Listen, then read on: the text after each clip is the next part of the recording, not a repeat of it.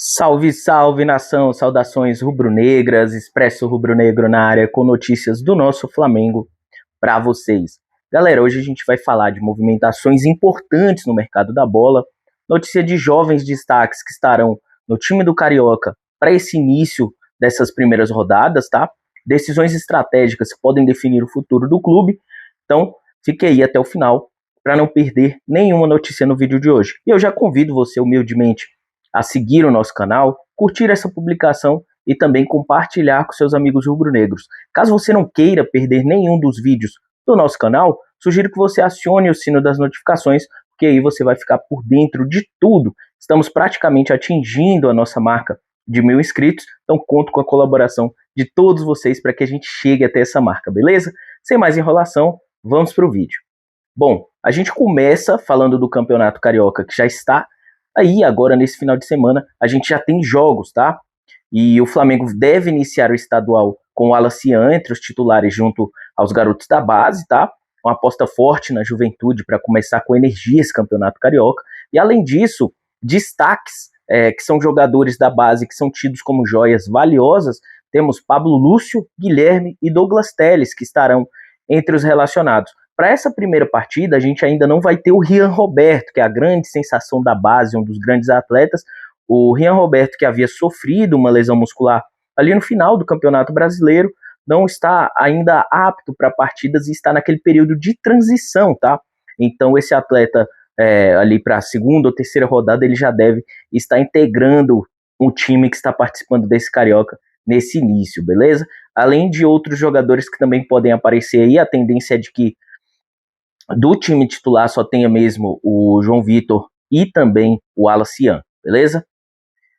Além disso, galera, falando agora de mercado da bola, o Flamengo tenta antecipar a vinda do goleiro Andrew, goleiro que é do Gil Vicente. O Flamengo tem um acordo verbal com esse jogador para fazer o seu pré-contrato, tá? Só que o Flamengo quer adiantar essa chegada do jogador. Para contratá-lo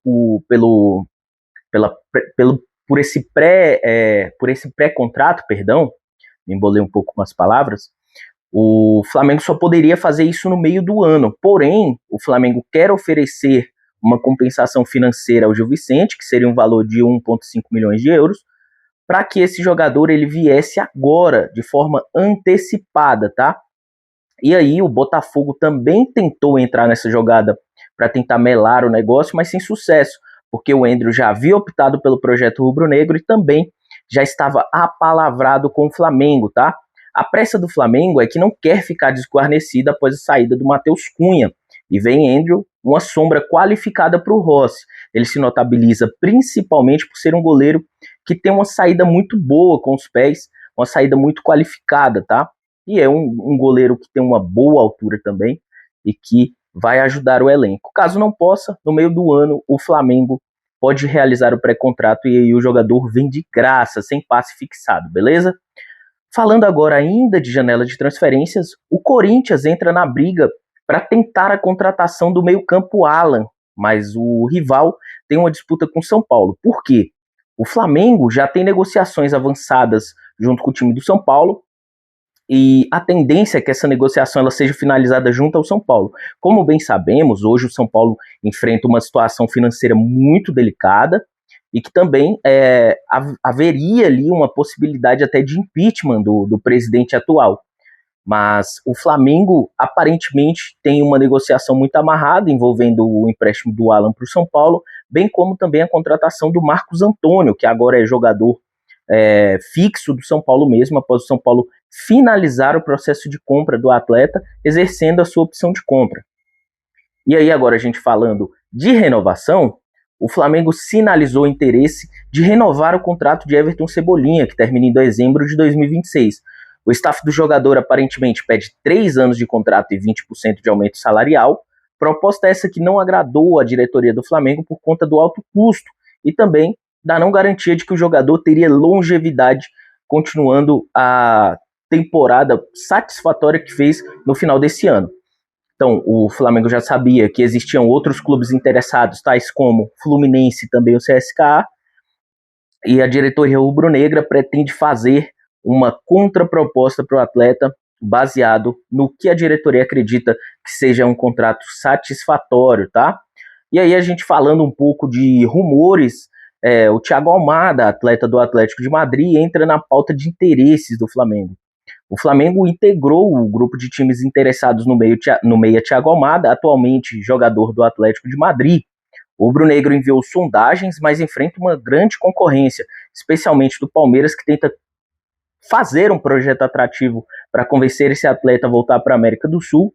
É bem sabido que o Almada já deixou claro seu interesse de jogar na Europa, de estar na Europa, mas é um atleta que se notabilizou e fez grandes partidas jogando no território sul-americano, tá? Vamos analisar aí a fundo nos próximos dias para trazer essas informações para vocês, beleza? E aí a gente tem mais uma confirmação, que foi a venda concretizada do Vitor Hugo para o Atlético Mineiro. O Flamengo acertou a saída do meia, que estava emprestado ao time do Santos com o Atlético Mineiro. A negociação foi finalizada e o atleta agora segue a sua carreira pelo Atlético Mineiro, beleza? E a gente falando de outros movimentos do elenco e da diretoria, o José Botto deixou bem claro que não há intenção de revolução no elenco. Mesmo após as conquistas recentes, o foco é qualificar pontualmente as posições, como por exemplo a de goleiro, que é uma posição que está mais urgente, mantendo a base do que já ganhou a Libertadores e o Brasileirão, tá? E o Flamengo tem mantido uma postura mais rígida nas negociações de atletas que saem do nosso time, porque busca cláusula de proteção, garantias de pagamento, para evitar os riscos financeiros e nessas saídas, evitando que não receba os valores, assim como já aconteceu no passado, quando alguns clubes deixaram de pagar com suas obrigações financeiras junto ao Flamengo, tá? A gente vê que o Mengão entra nesse início de temporada com claro foco em equilíbrio da equipe. Por um lado, aposta nesse início de campeonato carioca com os nossos jovens, vai dar chances e rodagens para jogadores como o Alacian, para tentar recuperar o seu bom futebol, e por outro, reforçar o elenco com nomes de peso, sem perder a segurança financeira. A questão de Cebolinha, Thiago Almada, mostra que o planejamento não é só tático, mas tem uma estratégia dentro de campo. Se tudo der certo, a mistura de experiência e juventude e negociações inteligentes podem fazer do Flamengo um time muito competitivo em todas as frentes nesse ano de 2026. Agora é com vocês, nação.